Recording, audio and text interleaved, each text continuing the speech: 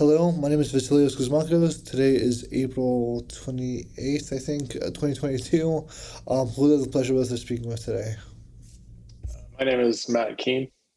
Fantastic, Matt. Now, if you can begin by just telling us a little bit about who you are, what you do, that type of thing. Sure.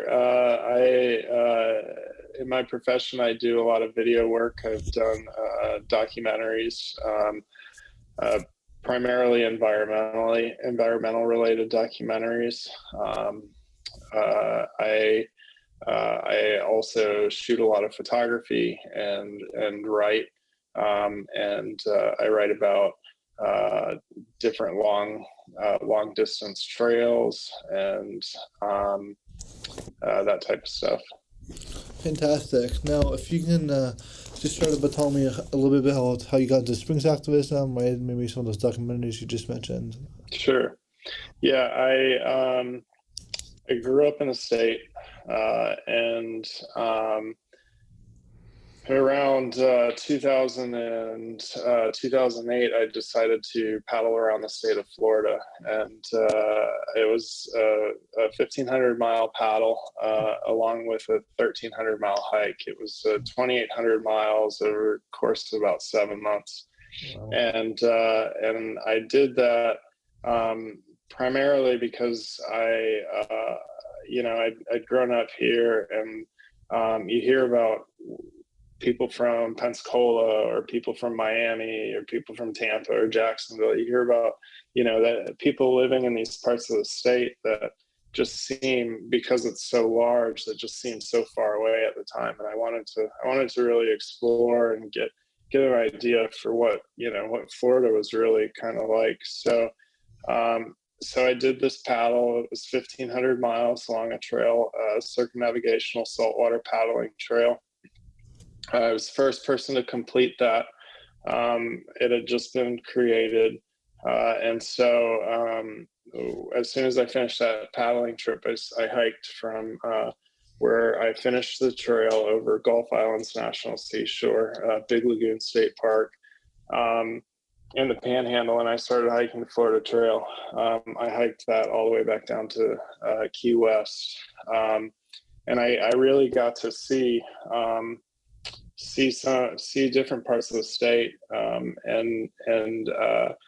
the thing that I came to appreciate is how unique the ecosystem is here, how much it changes, how much variety we have from the Panhandle all the way down to the Keys, and a lot of those systems I saw also had a lot of threats around them. Threats from development and from industry, and so I continued kind of exploring different river systems. About 2 years later, I paddled the length of the St. Johns River, which was 310 miles, and it was an 18-day paddle. And as I was paddling it, I'd been researching the river, and it was one of those things. I grew up in the center of the state, and I'd always pass over the St. John's, and I'd see it, and I wanted to follow it all the way out to the ocean. So me and a friend, we were paddling it, and I'd been researching about the river, and I'd heard about the Akuah being its major tributary. That it contributed a third of the flow to the St. John's.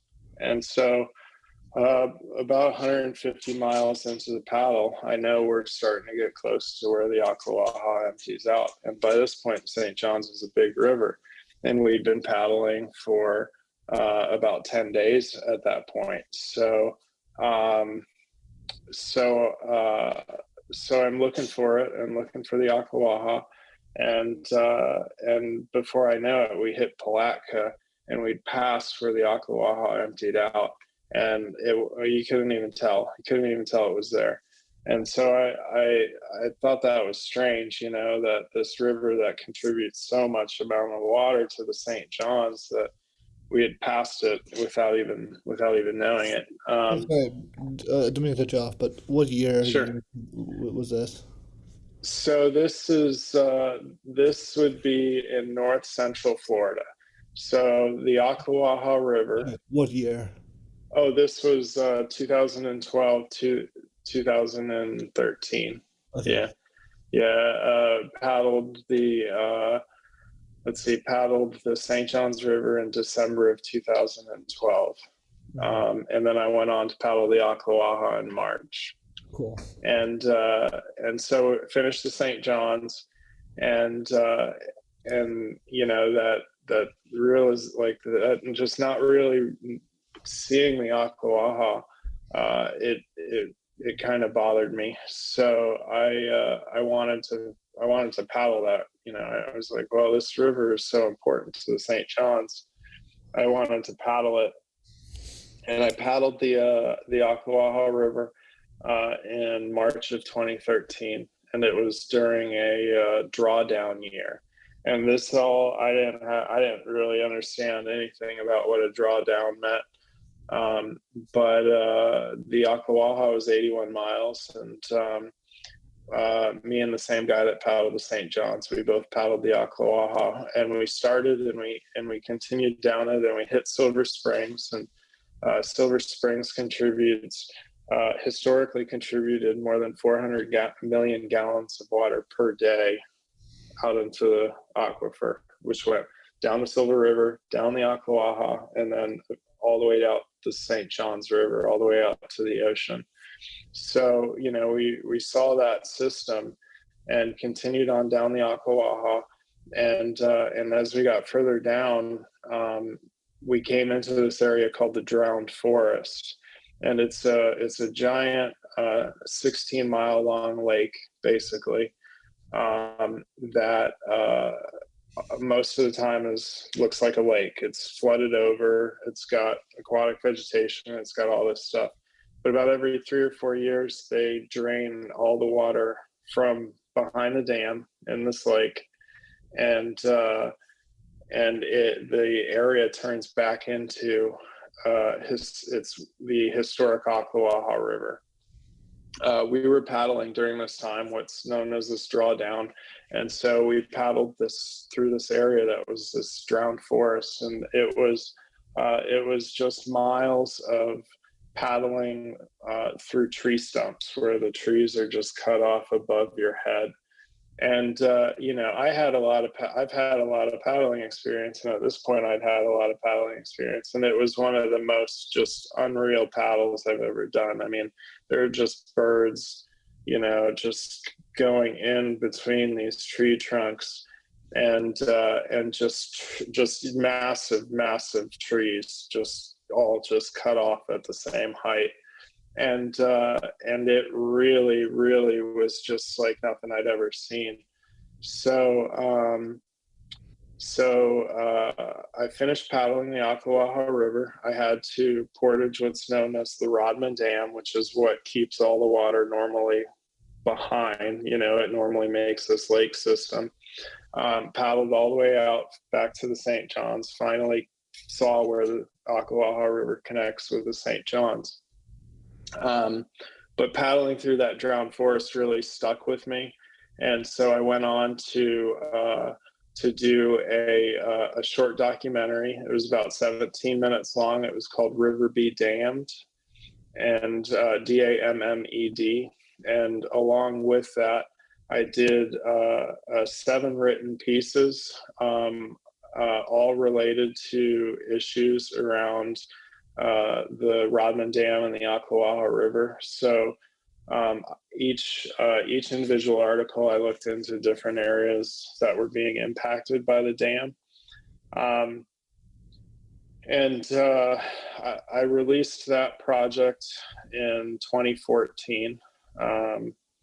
And through that, Margaret Tolbert reached out to me and approached me about the idea of Lost Springs, which ended up being a 40-minute long short documentary as well, that looked into, again, the Akuah River and this process of this drawdown and kind of what it means to experience that on a kind of aesthetic and cultural level. We finished that project in 2017. So, so was this big kind of trek essentially did through these different bodies of water. Was that your most kind of would you say that was your most significant kind of foray into like kind of the Florida kind of water system, or did you kind of grow up going to the springs? And then if so, right, what probably was the most significant thing that kind of just stuck out, and throughout your journey? And you kind of touched on that before. Sure. Yeah. I was fortunate to grow up in west of Orlando, in an area, Mineola, Claremont, Lake County, and I spent a lot of my childhood on about 180-acre campground. So I spent a lot of time just walking around in the woods and fishing and camping and just being out in nature and experiencing it. In my teens, I watched a lot of that area be sold off for development, and just sort of the sprawl that comes with that's come in a lot of places in Florida. And so that really impacted a lot of what I was looking to do, and how I'd experienced kind of nature, as something that we needed to share with other people, so that these large tracts don't just disappear. But I'd never done any sort of long trips in a kayak before that. I'd done day canoe paddles on like the Wekiva, and I'd been on Rock Springs Run, and I'd paddled all these bass ponds growing up. But I had never done anything like that on the water before. I'd say,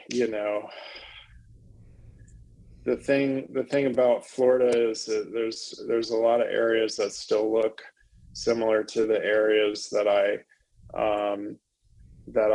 grew up in and enjoyed. There's a lot of areas. Florida springs back pretty quickly. I mean, this type of ecosystem, it recovers quickly. But you still see the same. You still see the same process taking place. You still see just these massive developments coming through and clearing out areas, and those areas don't recover quickly. Those are the areas that they get paved over and they stay that way.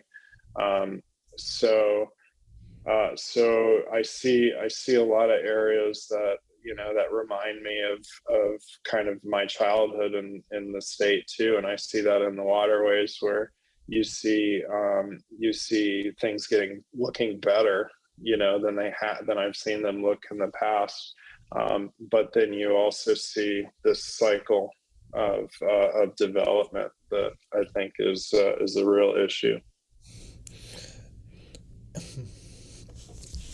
And there's just so I would imagine that you kind of went through both agriculture and both I would imagine you went through systems where agriculture affected the area and development affected the area, right? And there seems to be kind of this debate, what's worse, agriculture or development. I mean, in your experience and what your what areas did you see were the worst? Yeah, I mean, that's a really tough question. A lot of the St. John's, the upper area of the St. John's was a lot of cattle. There's lots of cattle crossing the river and using that area, and it was I didn't mind it. It kind of had this like African prairie Serengeti feel, like on a safari. So like it's totally different than a lot of the other places around the state that you might, experience. In the same regards, like there's the rhesus macaques, the monkeys that are along the Silver River, that were released as kind of like as a tourist attraction, and their impact is starting to increase. But for a pretty long time, they didn't have a extremely like detrimental impact on the environment. And so like there's I think there's areas where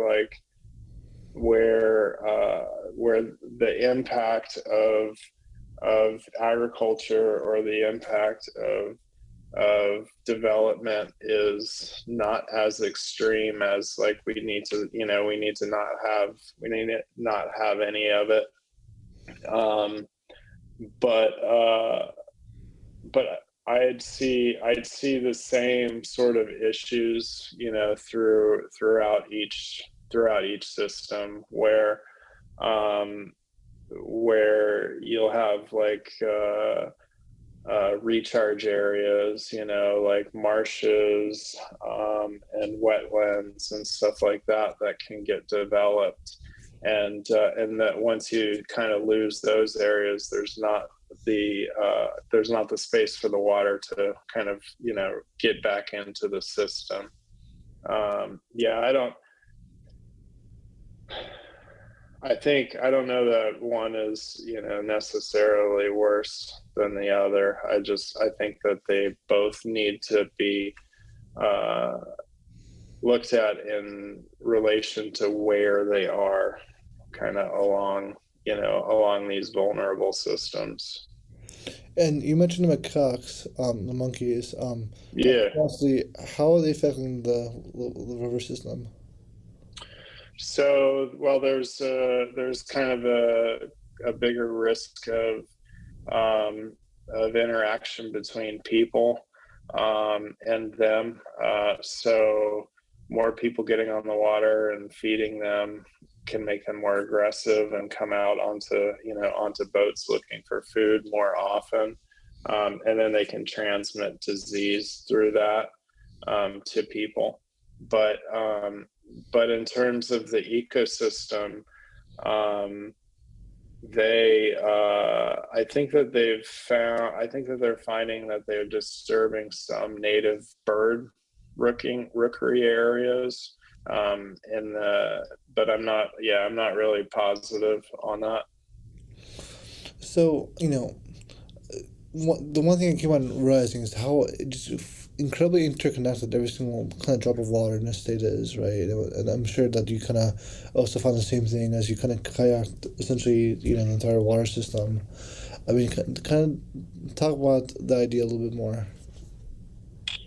Yeah, I mean, honestly, I saw it the most kind of growing up. The area that I grew up in, Lake County, was a chain. It's a chain of lakes, and it's all these sand hills from this ancient ridge line, the spine of Florida. And so the water drains there through this fine, sugar sand, and it collects in these chain of lakes, and that area is the headwaters to the Akuah from the Green Swamp up through that area. So all of that water funnels together and then goes into the Akuah, which makes its way out to the St. John's, and then from the St. John's all the way out to the Atlantic Ocean. That same Green Swamp on the other side produces the Peace, the Withlacoochee, and I think there's one other river that it sends out of that area too. it's it's just this massive swamp that also sends water across the state.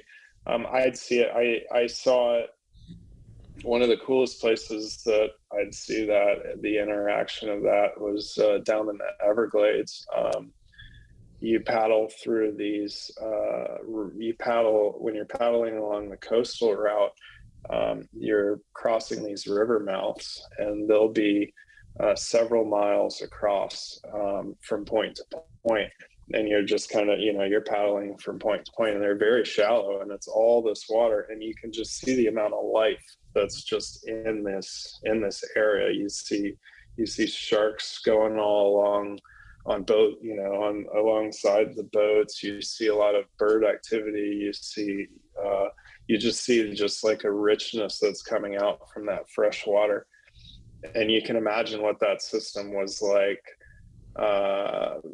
before kind of a lot of the sugarcane plantations and a lot of the agriculture that came into that area when the water was, before it was channelized and went through and goes through canals, when it was all coming out there. It would have been just magnificent. So yeah, I've seen the way those systems function in a lot of different parts of the state, and they're really vital to areas that are far away from where they end up. With the recharge areas, when you lose those to development, it's that whole water system all the way out is impacted, and so I think they are really important to protect. So you're not a scientist, but you're an artist.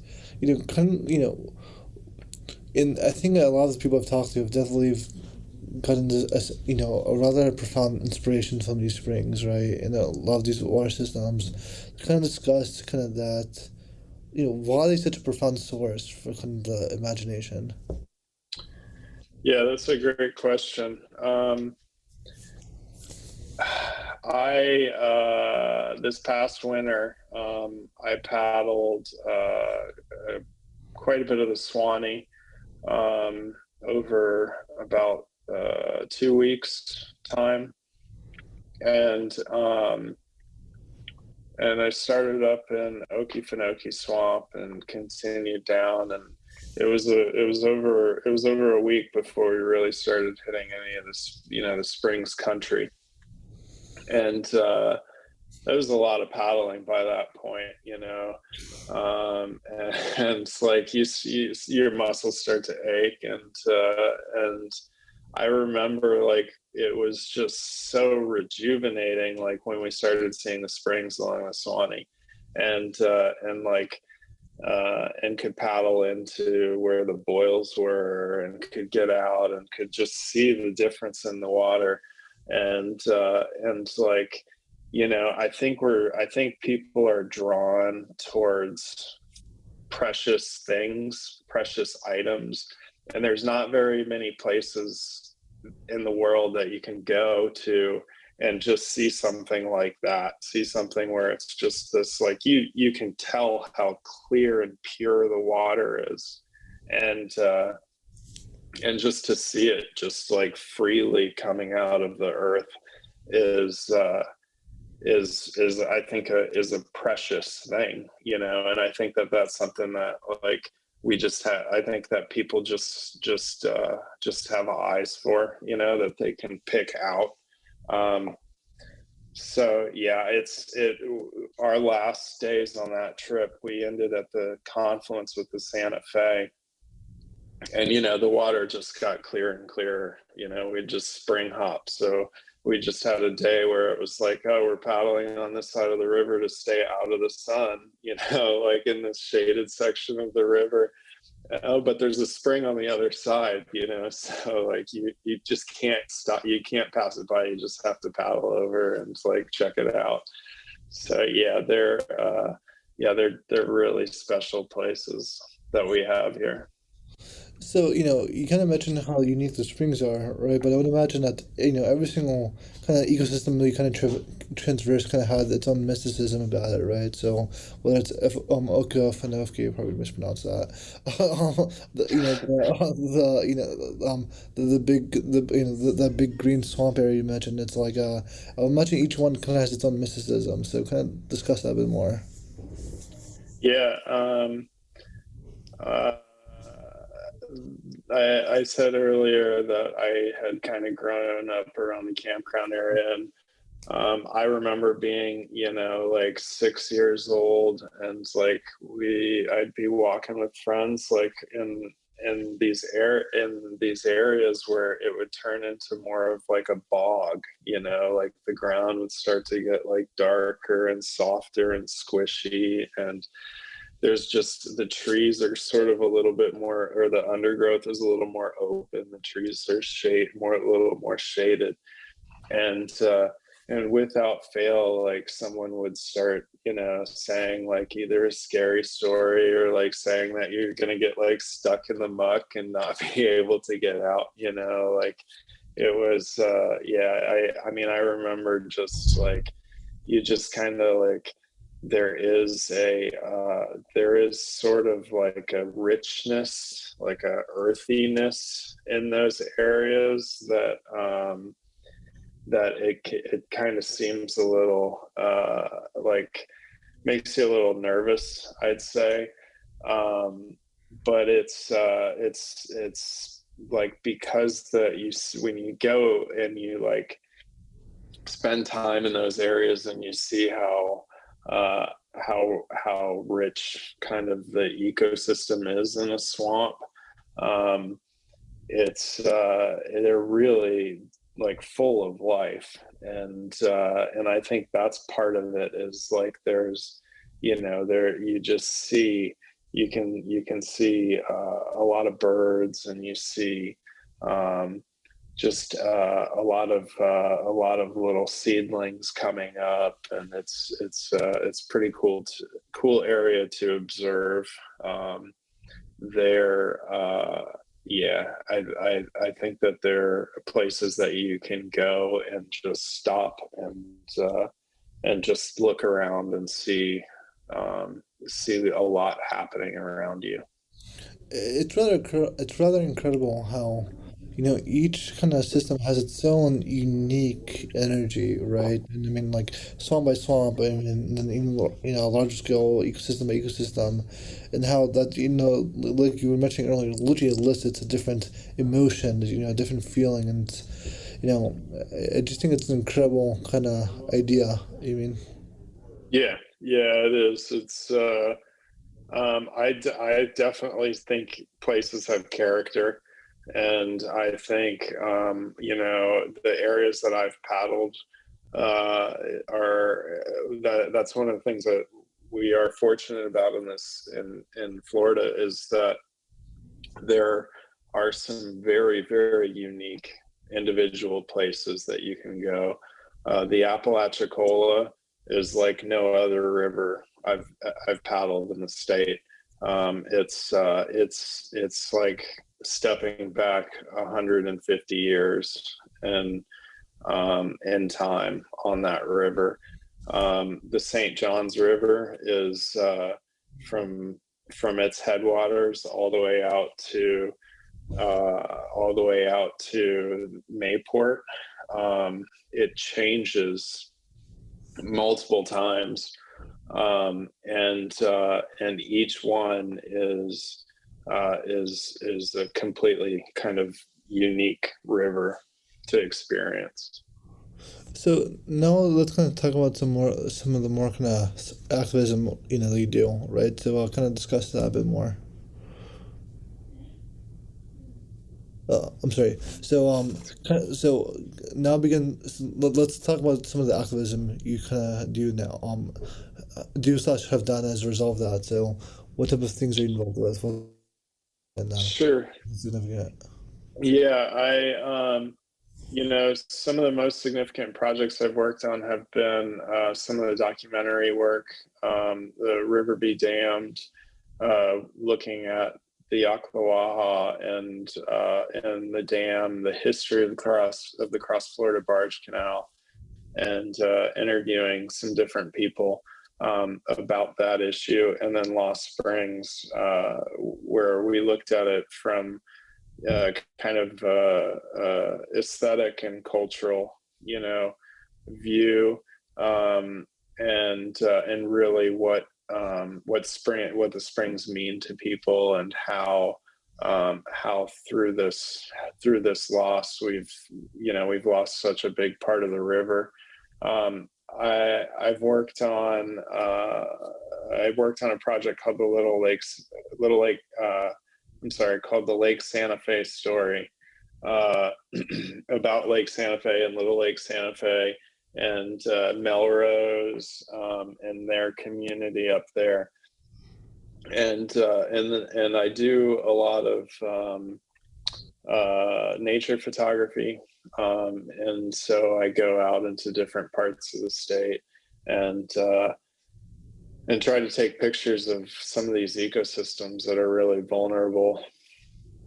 So, with your documentaries, do you do any public programming? So, do you go into school? I mean, you told me you were involved in schools earlier. Do you show them to any schools? I mean, how's the reception on that end? Yeah, it's been great. I know the film is available publicly. It's free to watch online. I know it's been used. I've had schools contact me and say that they've used it in their curriculum. And pre-COVID, we were doing a lot of screenings, we just there was a festival in Volano over Earth Day weekend, and so we showed it there, which was kind of one of the first screenings we've had, since COVID, and had a little discussion afterwards, and so yeah, it's free, it's online, it's available for anyone to watch. And then I'll occasionally get requests to come out and screen it. So, everybody, the springs and, I guess more generally the water community has such a diverse kind of collective kind of group of people, right? There's scientists, there's politicians, there's artists, there's all this kind of group, and there's all these individuals, and every single individual kind of brings their own kind of unique kind of skill set. Why do you think that being a storyteller is such an important plays such an important role in telling that story, and telling kind of that, and educating people about the springs? Sure. Yeah. I think it's important to have relatable stories. I think that there's a way of connecting to people, that might not happen through just either looking at statistics or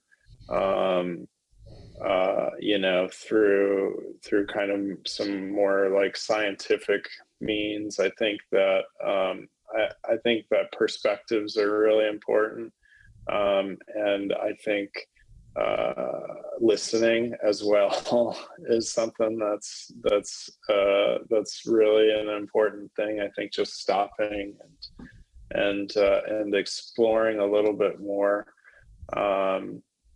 So yeah, I'm sorry. What could you Of course. go? Yeah. So, I lost my train of thought. yeah, absolutely no worries. Yeah. So, why are documentaries and why is storytelling such an important way to educate people about the springs? Yeah, so I do. I think listening to unique perspectives and exploring ideas is really important. Um, it's oftentimes, like, when you see something and you don't have that experience with it, it can be hard to form kind of an emotional connection. And not everybody can get out into some of these environments. You know, I was really fortunate to do the paddles that I've done and the hikes that I've done. And I was really fortunate to go through the drowned forest, you know, when I did.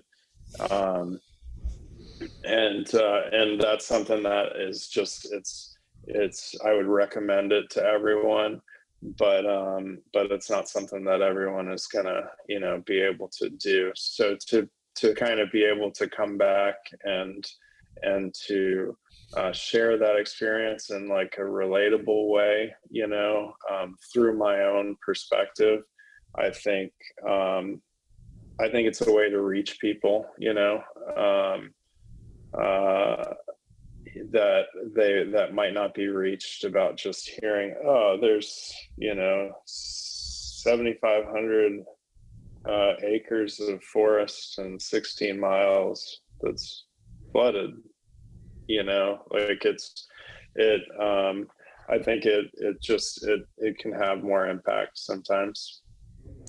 Absolutely, and you know, it appears that, you know, storytelling has been such an important way to kind of educate, you know, and um, educate and, you know, start, you know, kind of these profound changes, right? So like, you know, when Jim Stevenson took a bush out on rivers, right, that caused the Springs Initiative, artists, you know, like people like John Moran, like Margaret Tolbert have used their art to educate people across the state about, you know, these things, you know, kind of discuss how you can use, you know, your art form as a way to kind of really push that change that needs to happen.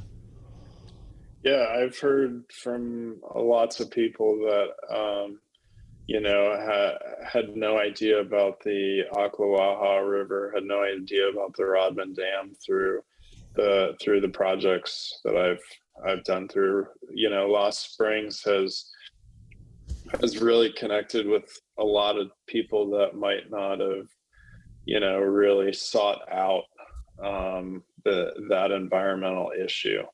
The way that it's presented, I think, is really is a really important way to connect with people. And I think that these videos,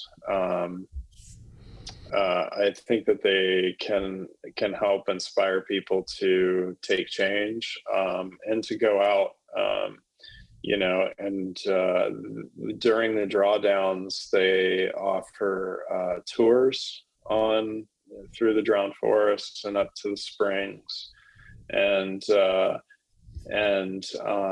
you know, people will come out on these tours after seeing the video, as a way to get, you know, to get out and experience this ecosystem that's talked on on more of a personal level, you know. And so yeah, I think they are important tools. You know, I think that they can speak to people in kind of a different way than, you know, just reports. Discuss the difference in reaction you've kind of had between like showing your videos to young kids and to, like, you know, kind of older, you know, older people. Yeah, I when I was working on the video, I had just finished up a rough cut of it, just a rough version of the edit, and we had family in town, and I showed it to my nephew, who was like 4 years old at the time, and I showed him just this one section, just the drowned forest section. It was just, you know, it had some big alligators in it and some really cool things. And so I showed him that one. And it was just, yeah, it was just a few minutes of the video. And 10 minutes later, he was asking me about the drowned forest. And he was asking kind of like what he could do to help the tree, you know, help the trees come back. And Wow. that was cool. It was, yeah, it was really cool. to know that, like he was asking those types of questions. I've had people that have just come up afterwards and really liked the soundtrack and really connected with the music on all different age ranges. I've had people coming up afterwards, asking, either about how to get involved or where to find more resources. I think it's important to have youth and adults be able to kind of connect, and both get something out of a story. I think that's really important. It's really cool. And I'm trying to think. So now let's discuss your photography. So we've discussed a lot of your documentaries, right? So, tell me a little bit about that. Sure. Yeah. So I do a lot of photography with these trips. So I'll do a lot of the adventure travel and nature photography, and I primarily shoot with large format cameras. So I use either a 4x5 or 5x7, 8x10 camera, and I bring film and film holders, and usually I only have a couple shots when I shoot that way, and I develop it and scan it and edit all that, and I shoot in kind of the same thing, ecosystems that people might not really be able to get in and experience, and so I like to take to take pictures of places that I think are unique in the state, and that might be a little more difficult to get to. I also enjoy the kind of narrative that's inherent in these travel pieces. So like when I'm hiking for a week or 2 weeks, you have kind of these photos that come in like a chronological order, but then also you sort of can see some of the different things that I'm looking at or looking for between the beginning of a trip and then the end of a trip. And so I like kind of that aspect of it as well. Is there um like is there a pattern that you've kind of seen that is there a pattern that emerges, right? So like when you go on these trips, right, do you typically find yourself focusing on one thing in the beginning and then kind of focusing on another thing at the end pretty consistently, or is it just unique every trip? Yeah, that's a good question.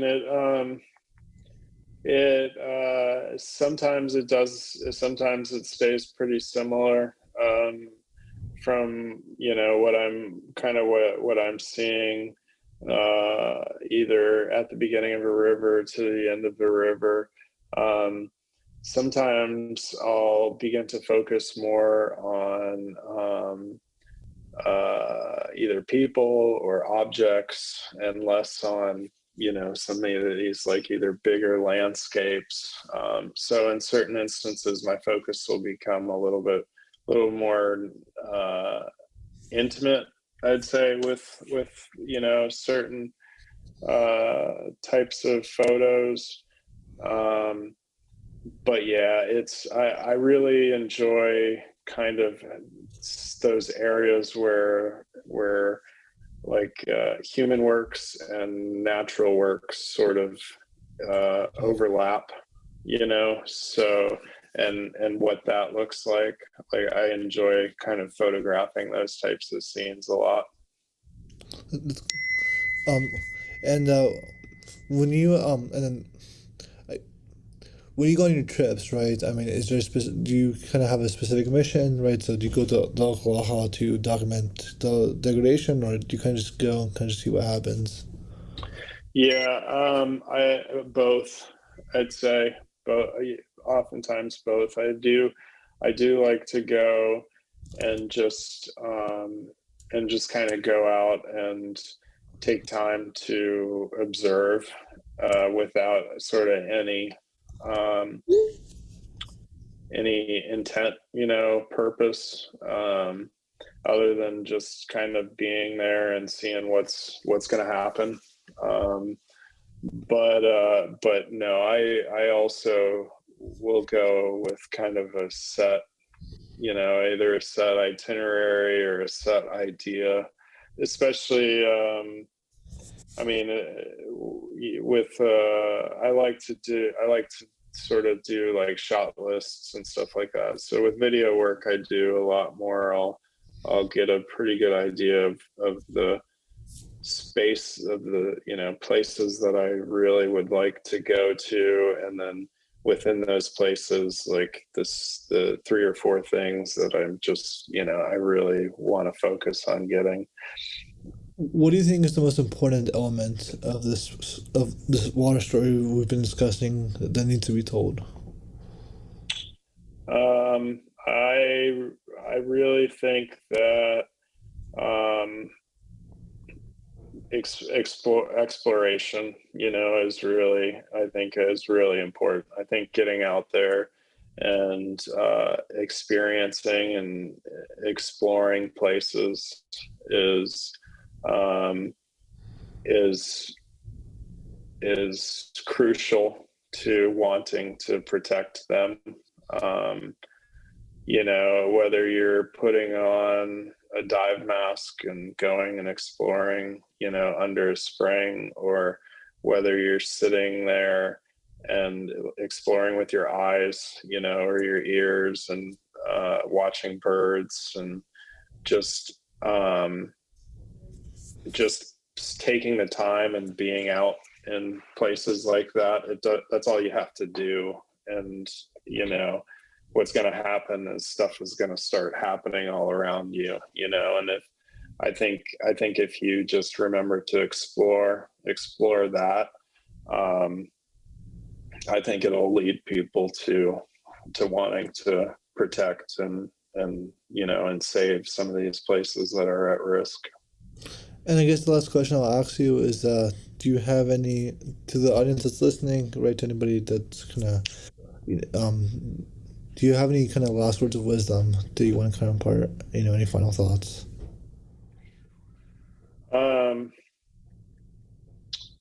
I would encourage everyone to go out and experience the Akuah when they do the next drawdown.